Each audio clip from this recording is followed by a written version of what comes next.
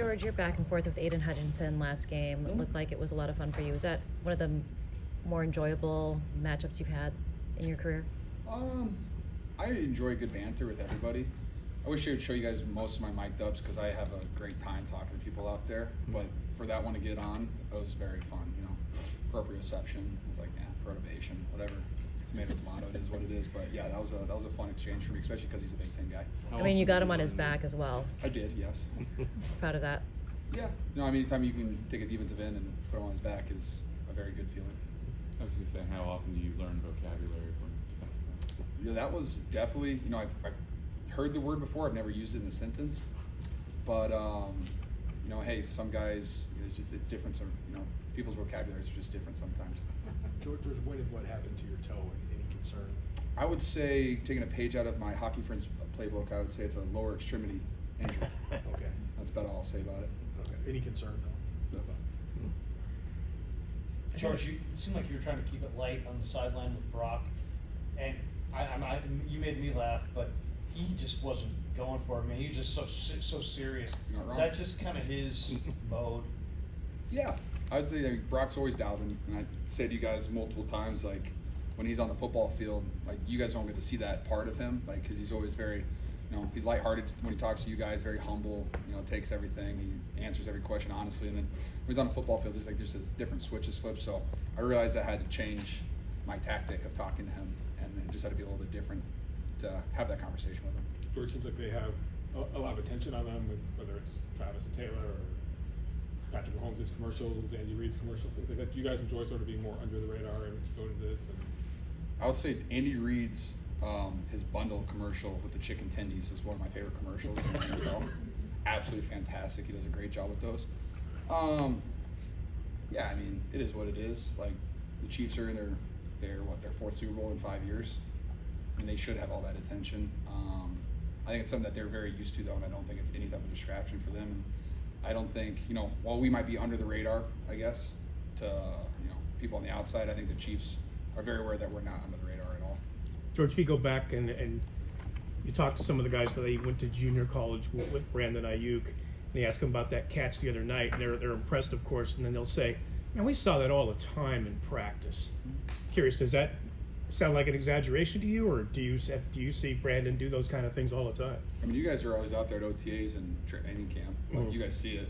He mosses people, runs great routes, cooks people. I mean, he's always like, I think the last 2 years he's been like the MVP of training camp.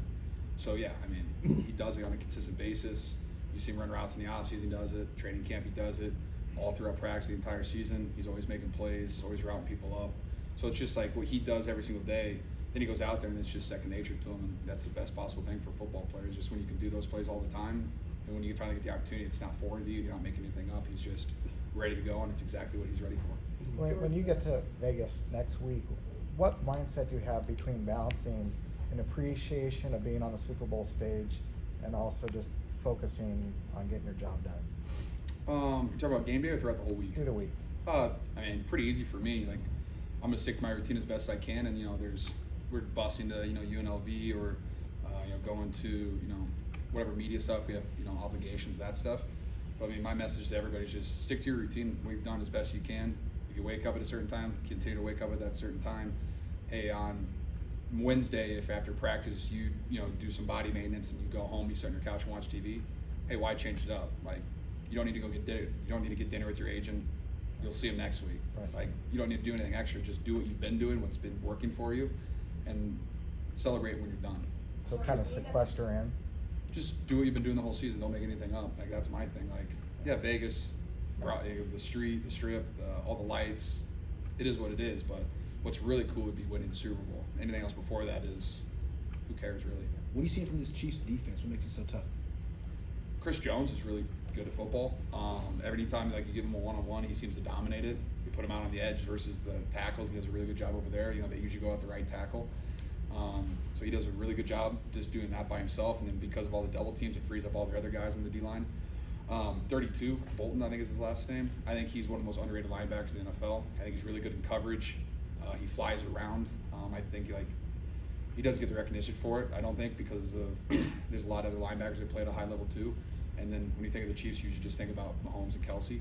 and Chris Jones. So I think he's playing at under level, and I think their whole secondary is playing really, really well together. If you watch the tape and you see all the movements, all the motions that teams do against them, they communicate better than anyone else I've seen on tape. Like, they don't get confused by when they do the double motions, all that stuff. Like, they communicate at a very, very high level because they've been playing the same system. A lot of those guys have been there for a while.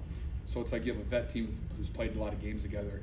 They've, and also one of the cool things is they didn't have a ton of success throughout the entire season, right? They weren't, whether they had 3 seed. And so that's not what the Chiefs are usually used to. And so for them to kind of battle back and finish it really strong, and then also in the playoffs go on the road 2 times and do exactly what they needed to do, like, they're just playing hot right now, and they're playing very confident. I think that's a really good job. And also their 2 corners are 2 of the best corners we're going to face all year. And just watching their tape they're phenomenal. They jam, they stay on your hip. Their whole defense is playing at a really high level right now. What do you remember? What do you? I'm going to ask you about Trent Williams' locker situation. I'm very jealous. Yeah. I know. I had 3 lockers during COVID, and they took those away from me. Okay.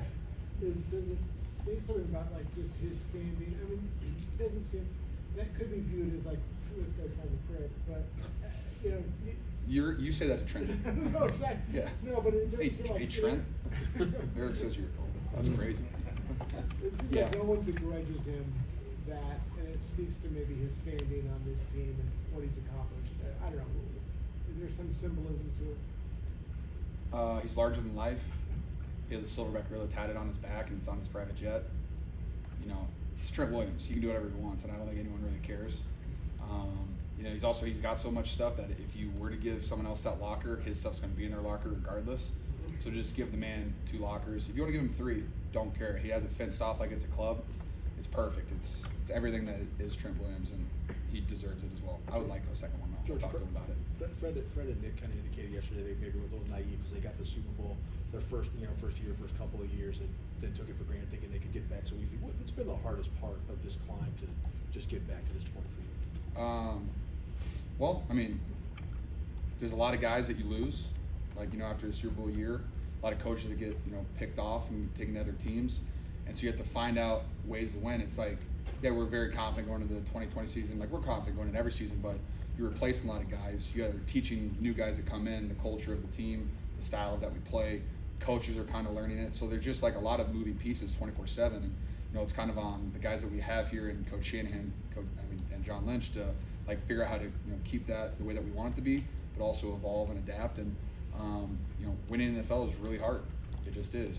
Boss bounce your way, injuries, all that stuff. It's difficult sometimes, and football's a very difficult sport, so it's hard to get back to the top. We've gotten close a couple times, but hey, the ball bounces other people's ways, and some plays weren't made. And that's just football, and it's very nice to be able to say that we got over that NFC Championship hump and had another opportunity finally. What do you remember about your last matchups with Chris Jones? As the Niners, I don't block him very often.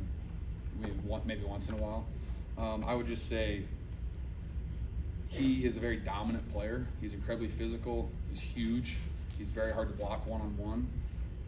Like I said, when you have a guy on the interior that's as dominant as that guy is, you have to account for him with 3 hands or 2 sets of hands. And when you're doing that, it just allows all the other guys to get all these one-on-one opportunities. And then you throw in, they'll put 5 guys on the line, or they might blitz somebody else, and then, hey, it's leaving somebody one-on-one with Chris Jones, and it's hey, good luck. He's amazing. He's one of the best players in the NFL. He's been a top 10 on the NFL 100 multiple years in a row. There's a reason he is, because you have to account for him on every play. And I think that he's you have to treat him kind of Aaron Donald-ish, which is he could wreck any drive. You just say, hey, we're gonna leave him one-on-one, and then all of a sudden he swims through, tackles running back in the backfield for -5. You're looking at 2nd and 15, and it ruins the drive. So he's just very, very good at wrecking plays, and when you have to account for something like that, it just kind of leaves other people open. Thanks, George. Thanks, guys. Thank you. Thanks, George.